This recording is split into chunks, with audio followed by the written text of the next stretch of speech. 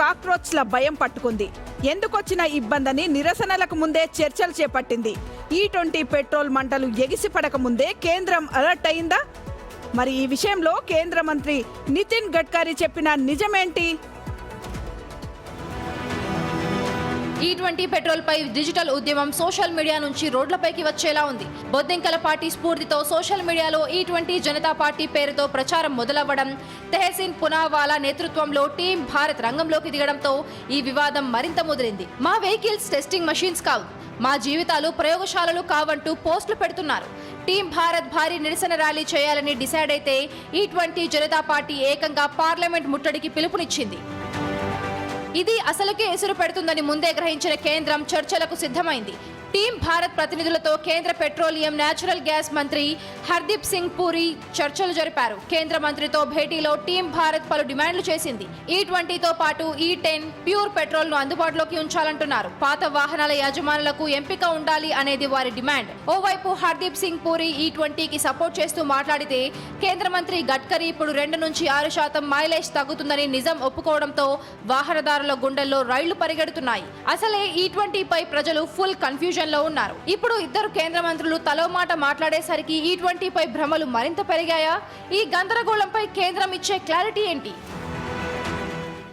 ఇక్కడ కాక్రోచ్ల జనతా పార్టీలా లేకపోతే పిలుపునిచ్చారా ఇంకోట అనేది మనం కంపేర్ చేయొద్దు. వాళ్ళు కాక్రోచ్ పార్టీ వాళ్ళు జంజీలు జంతర్ మంతర్లో నీట్ పరీక్ష లీకేజ్ మీద చేశారంటే దానికి అర్థం ఉంది. ఎంతోమంది చచ్చిపోయారు, ఎంతోమంది జీవితాలు ఇబ్బందుల్లో పడ్డాయి. ఎంతో కాలం కష్టపడి చదివితే దాన్ని ఎవరో లీక్ చేసి దానివల్ల నరకం అనిపించారు. సో దానివల్ల పోరాటం వేరు. కానీ ఇట్లా పరిధానికి E20 జనతా పార్టీ అని ఎవరో ఇన్స్టాగ్రామ్ అకౌంట్ ఓపెన్ చేస్తారు, దీని మీద పోరాటం. ఇప్పుడు ఒక లాంగ్ పర్పస్లో ఒక దేశం మొత్తానికి ఒక ఫ్యూచర్కి ఉపయోగపడే ఒక అద్భుతమైన నిర్ణయం తీసుకున్నప్పుడు దాని ఇంప్లిమెంటేషన్లో కొన్ని సమస్యలు ఉంటాయి. అది లాంగ్ ప్రాసెస్లో దానివల్ల వచ్చే ఉపయోగం ఏంటనేది చూడకుండా ప్రతిదానికి నేను జంజీ కాబట్టి నేను E20 మీద పోరాటం చేస్తా, పార్టీ పెడతా, నేను ర్యాలీ చేస్తానంటే ఎలా అండి? నాకు అర్థం కాదు. ఇథనాల్ని కలపాలనేది E20 ఇథనాల్ కలపాలి పెట్రోల్ అనేది. సో దానివల్ల కొంత మైలేజ్ తగ్గుతుంది అని ప్రభుత్వమే చెప్తోంది. దాని బదులు రేపొద్దున పెట్రోల్ రేట్లు కూడా తగ్గుతాయి కదా, అది ఎందుకు ఆలోచించట్లేదు మీరు? రెండోది, ఇప్పుడు పెట్రోల్ హర్మూజ్ జలసంధి దగ్గర ఇరాన్ బాంబు వేసినా, ట్రంప్ బాంబు వేసినా, నెతన్యాహు బాంబు వేసినా అక్కడ నుంచి పెట్రోల్ రాదు, గ్యాస్ రాదు.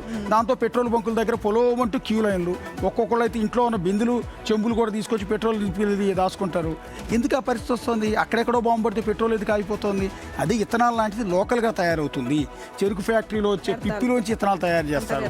ఆఖరికి పంట వ్యర్థాల నుంచి ఇథనాల్ తయారు చేసి, ఈవెన్ బియ్యం నుంచి కూడా, ధాన్యం నుంచి కూడా ఇథనాల్ తయారు చేస్తారు. తద్వారా రైతులకు ఉపయోగపడుతుంది. ఇప్పుడు తెలంగాణలో ధాన్యం కొనుగోలు విషయాల్లో చాలా ఇబ్బందులు పడుతున్నారు. ఈ రోజు కూడా నడి రోడ్డు మీద పండించిన ధాన్యాన్ని పెట్టుకుని రైతులు మా ధాన్యం కొనని మహాప్రభు అని వేడుకుంటున్నారు. అది ఇథనాల్ తయారీ కోసం అదే ధాన్యాన్ని కనుక ఎవరికైనా కొనుగోలు చేసే ఇది ఉంటే రైతులు ఎంత పండించినా కూడా అది ఇథనాల్కి వెళ్తుంది కదా. సో దానివల్ల రైతులకు ఉపయోగం కదా. ఈ కోణం ఎందుకు ఆలోచించరు? ఒక 5-6 లీటర్లు ఏదో మైలేజ్ తగ్గుతుంది, 5-6 కిలోమీటర్లు తగ్గుతుంది, ఏం తగ్గితే నష్టమేంటి? దాని బదులు 10 రూపాయలు పెట్రోల్ రేటు తగ్గుతుంది కదా. ఈ కోణంలో ఎందుకు ఆలోచించరు? ఎవరో ఉద్యమం రైజ్ చేస్తే దానికి ఇంకెవరో పొలవమంటాం, ఇది కరెక్ట్ కాదనేది నా ఉద్దేశం. E20 అనేది ఒక మంచి ఉద్దేశం ప్రకారమే తెచ్చారు. అంటే ఇంటర్నేషనల్ కాన్ఫరెన్స్కి వెళ్ళినప్పుడు మన భారతదేశం చాలా పెద్ద దేశం, అత్యధిక జనాభా ఉన్న దేశం కాబట్టి కర్బన ఉద్గారాలను తగ్గించడానికి ఒక పాలసీ తీసుకుంది. దాంట్లో ఒకటి E20 అంటే 80% పెట్రోల్ ఉంటుంది, 20% దాంట్లో ఇథనాల్ కలుపుతారు. దీన్నే E20 పాలసీ అంటారు. అయితే 2025 వరకే దాన్ని రీచ్ అయింది. యాక్చువల్గా ఫస్ట్ 2030 అని లక్ష్యం పెట్టుకుంది, కానీ 2025 వరకే రీచ్ అయింది. ఈ ప్రకారం ఏంటంటే కొంచెం వ్యతిరేకత ఈ మధ్య కాలంలో వ్యక్తం అవుతుంది. ఎందుకంటే బండ్లు పాడైపోతున్నాయి, ఇంజన్లు దెబ్బతింటున్నాయి అని రకరకాల ఇష్యూస్ వస్తున్నాయి. అయితే 2023కు ముందు తయారైన బండ్లన్నీ కూడా ఈ ప్రాబ్లమ్స్ వస్తున్నాయి. 2023 తర్వాత వస్తలేవని ఒక సమాచారం. ఇంకొక విషయం ఏంటంటే అసలు ప్రాబ్లం వస్తుందని చెప్తున్నారు కదా, 2023 కంటే పూర్వము ఎన్ని పెట్రోల్ వాహనాలు ఉన్నాయి, 2023 తర్వాత ఎన్ని పెట్రోల్ వాహనాలు ఉన్నాయని ఒక లెక్క తీసి అసలు ఎక్కడ సమస్య వస్తుందని కూడా ఒక తీసుకుంటే బాగుంటుందేమో అనిపిస్తుంది. దీంతో పాటు ఇంకొకటి ఉంది, ఇథనాల్ అనేది తేమని తొందరగా అబ్జర్వ్ చేసుకుంటుంది, వాతావరణంలో తేమని అబ్జర్వ్ చేసుకుంటుంది. ఇంకొకటి ఇథనాల్లో వాటర్ మిక్స్ చేసినా అది మనకు తెలియదు. కాబట్టి కొంత కంటామినేషన్ కొన్ని బంకుల వాళ్ళు ఏం చేస్తున్నారంటే ఇథనాల్లో కంటామినేషన్లో వాటర్ చేస్తున్నారు. అంటే ఈ ఫార్ములేషన్ దెబ్బతింటుంది, దానివల్ల కూడా బండ్లు చెడిపోతున్నాయి.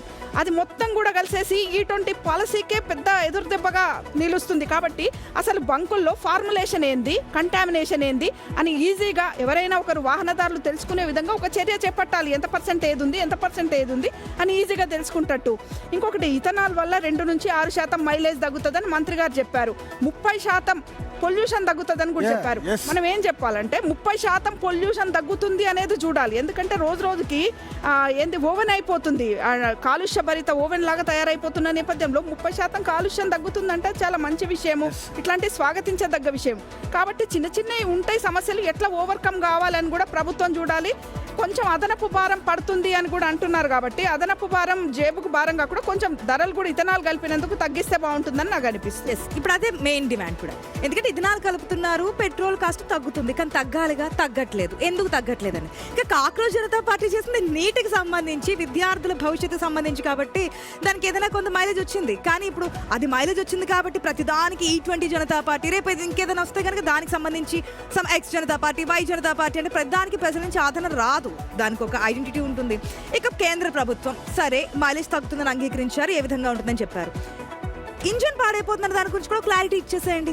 ప్రజలకి కొన్ని డౌట్స్ ఉన్నాయి కదా, ఆ డౌట్స్ని ఎవరు క్లియర్ చేయాలి? కొత్తగా ఒకటి ఇథనాల్ తీసుకొస్తున్నారు కాబట్టి దాంట్లో వచ్చేదేంటి, ఏ విధంగా ఉంటుంది, ప్రజలు భయపడాలా, భయపడద్దా, ఏ వాహనాలకు సంబంధించి భయపడాలి, ఎటువంటి జాగ్రత్తలు తీసుకోవాలి ఏంటి అది కూడా ఒక క్లారిటీ ఇస్తే బాగుంటుంది. ఇన్ని అనుమానాల మధ్య ఎవరు చెప్పినా నమ్ముతున్నారు కదా, నమ్మకుండా ఉండాలంటే అధికారుల నుంచి లేదంటే మంత్రుల నుంచి ఒక క్లారిటీ వస్తే కనుక లేదు ఈ విధంగా చెప్పారు, రేపు ఏదైనా మార్చడానికి ప్రతిపక్షాలు ఎవరైనా ఏదైనా చెప్పినప్పుడు కాదు అని చెప్పి ప్రజల నుంచి ఆన్సర్ రావాలంటే మీ దగ్గర నుంచి ఒక క్లారిటీ రావాలి. ఈ సందర్భంగానే ఒక క్వశ్చన్ రైజ్ అవుతుంది, టీం భారత్ డిమాండ్లకు కేంద్రం ఒప్పుకుంటుందా లేదా? ఎస్, ఇది ఇవాల్టి